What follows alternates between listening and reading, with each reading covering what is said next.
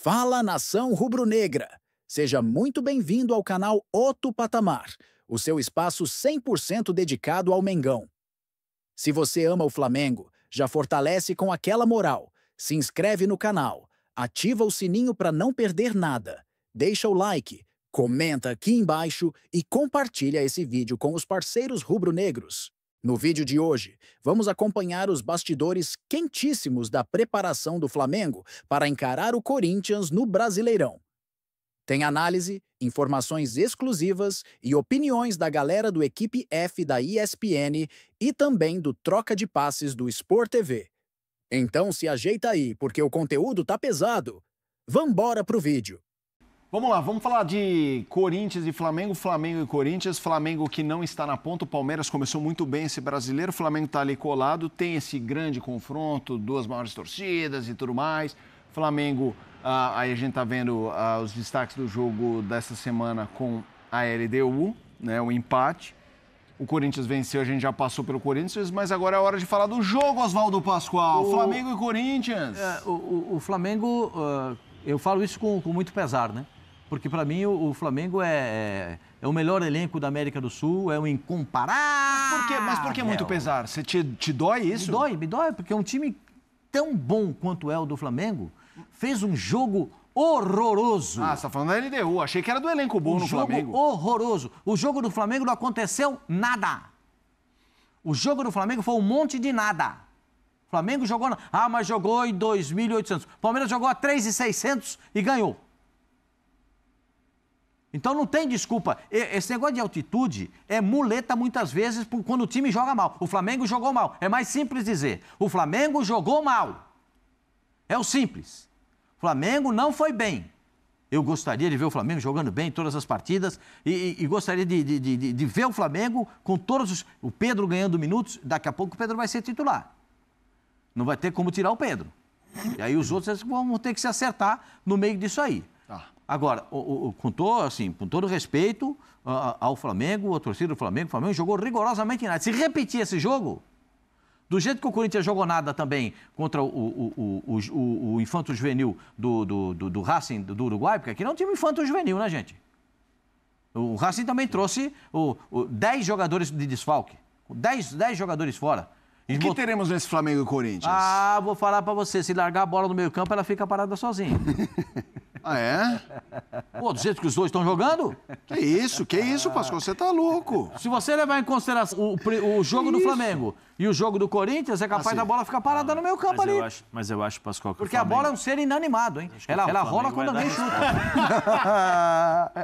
Mas eu acho que o... Flamengo? Eu acho que o Flamengo vai dar uma resposta. Vai passar o carrinho? Em casa.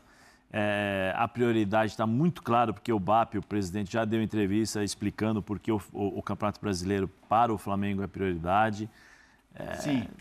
Então, assim, eu acho que no jogo agora contra o Corinthians... Quando que o Garro volta, hein? O Garro já está... Ele está evoluindo na recuperação dele. O Fabrício aqui já...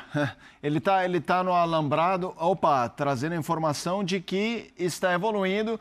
E sim, está treinando e tal, mas ainda não... Eu não sei nem se é dúvida, eu acho que está fora ainda, O caso dele, né? o caso do Garro não foi um caso cirúrgico, foi um caso de recuperação clínica. Segue fora. Então, é um caso que vai demorar um pouco mais para se recuperar. Porque eles vão ter que sentir no passo a passo, né? A resposta dele.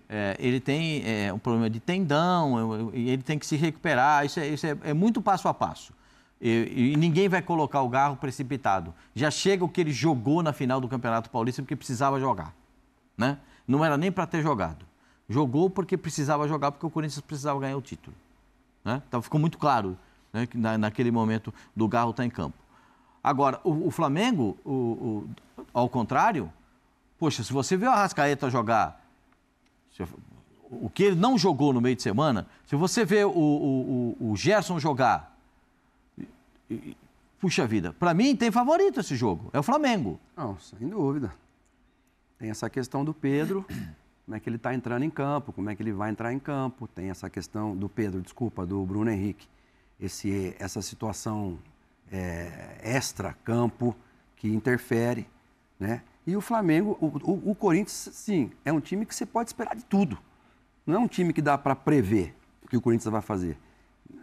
A gente achava que o Corinthians ia O Corinthians ganhou lá, empatou lá na Colômbia, né? Foi ganhou 1-1. Quem achou que o Corinthians...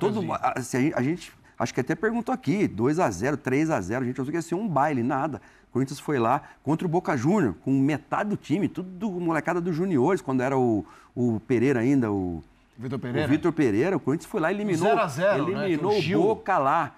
Então, assim, é um time que não dá para prever. E vem, queira ou não, o Racing... O cara estava saindo com a bola sozinho na lateral, o jogador do Racing. Ele conseguiu conduzir a bola e sair. Acho que, não sei se ele não viu a linha, o que aconteceu.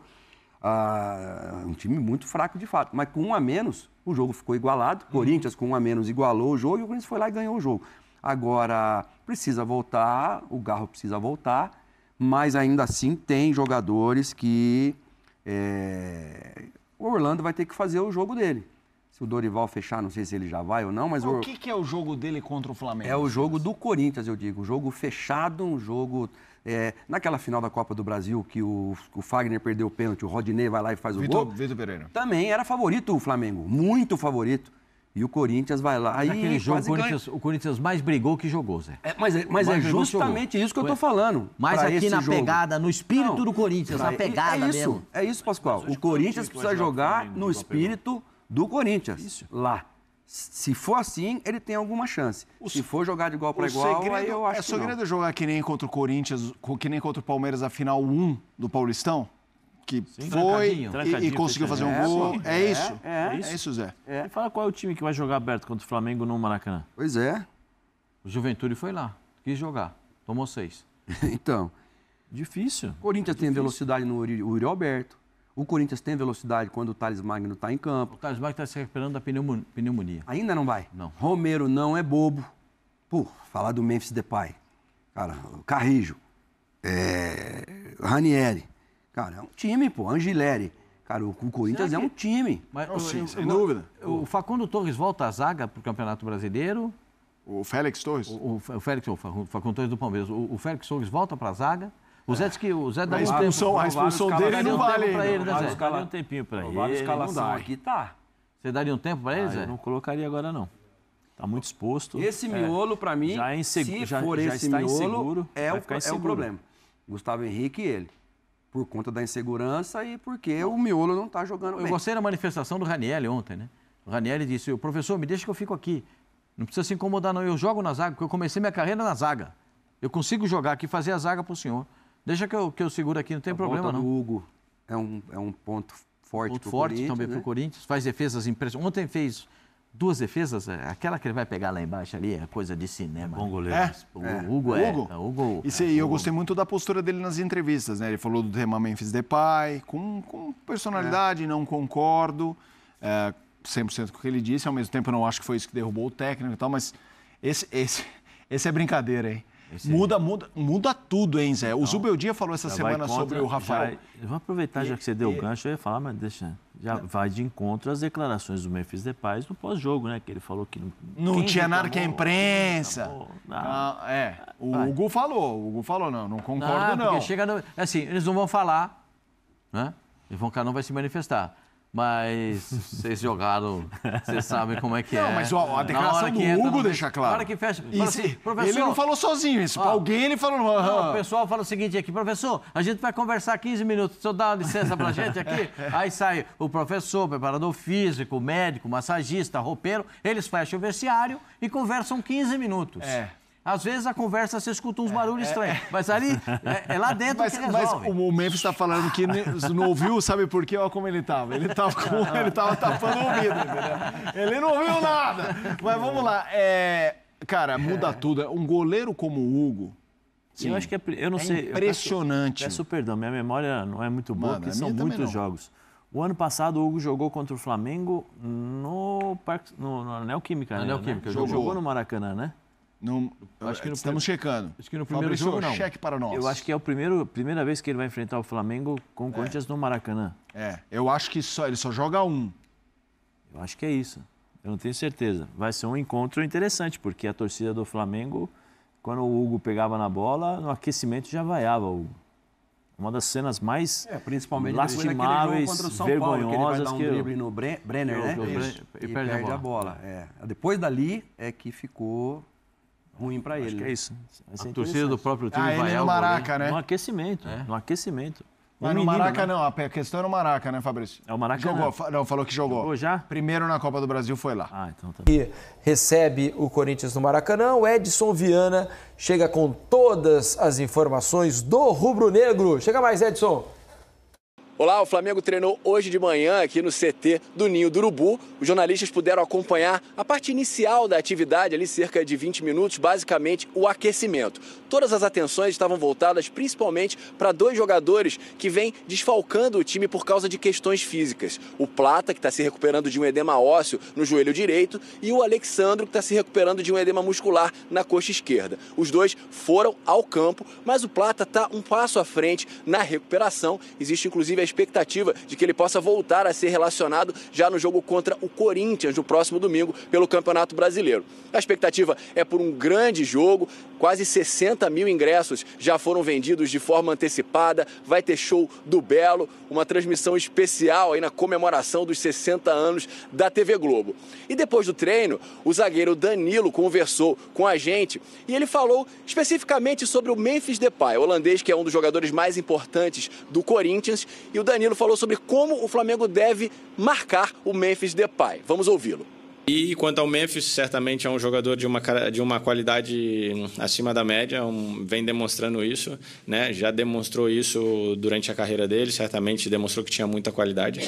E é um jogador que precisa ser defendido com muita atenção, né? Com muita concentração, mas como sistema, né? Eu acredito pouco naquilo de você botar eu tenho que defender ele ou o lateral tem que defender ele, não. Acredito que o sistema que a gente usa, a forma como a gente se ajuda, como a gente dá as coberturas, faz com que a gente possa defender bem o Memphis ou outro tipo de jogador que individualmente possa fazer a diferença.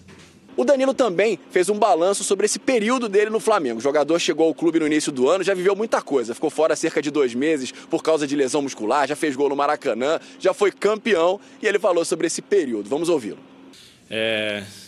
Certamente foram 3 meses intensos, 3 meses onde eu vivi muita coisa que eu esperava, muita coisa que eu não esperava, mas que tem sido uma experiência maravilhosa.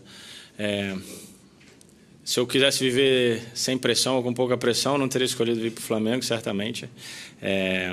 O Flamengo tem que ser assim, tem que viver com pressão, tem que estar pressionado por resultado. Se o resultado aparecer, tem que estar pressionado por jogar bem, tem que estar pressionado por não tomar gol, tem que estar pressionado por convencer sempre. Tive um momento de lesão onde eu pude passar muito tempo no clube também, aprender muito as dinâmicas internas, coisas simples como o nome de todos os funcionários, como os horários, né, coisas que me ajudaram muito nessa integração aqui dentro do clube. Foi até bastante tempo, não esperava que fosse tanto. Entretanto, eu tomei isso como uma coisa positiva, que me ajudasse, para que eu colocasse em prática voltando a jogar. O gol no Maracanã foi um momento mágico para mim, foi, como eu falei, a realização de mais um sonho. E agora espero dar uma sequência importante de jogos, de ajuda ao clube e à equipe dentro de campo, que é para isso que eu fui contratado. E espero que a gente possa já, no próximo final de semana, coroando esses 3 meses, conseguir uma vitória importante para o Campeonato Brasileiro e para a sequência do ano. Lembrando que nesse jogo, o Felipe Luiz vai reencontrar o time que enfrentou na estreia dele no ano passado. Foi um jogo contra o Corinthians pela Copa do Brasil. Um abraço para todo mundo. Obrigado, Edson. Outro para você. Vamos falar um pouco sobre o Flamengo. O Danilo deu a entrevista aí, mas não sabe se vai jogar, né? Porque agora tem a volta do Léo Pereira. Foi poupado no jogo da Libertadores. Então, o Flamengo tem 3 jogadores ali praticamente do mesmo nível na zaga para escalar. E é possível que o Danilo fique no banco nesse jogo para a entrada de Léo Pereira e Léo Ortiz na dupla de zagueiros, né? Tem a volta do Michael, né? Que não esteve na altitude, né? O Michael não esteve, né?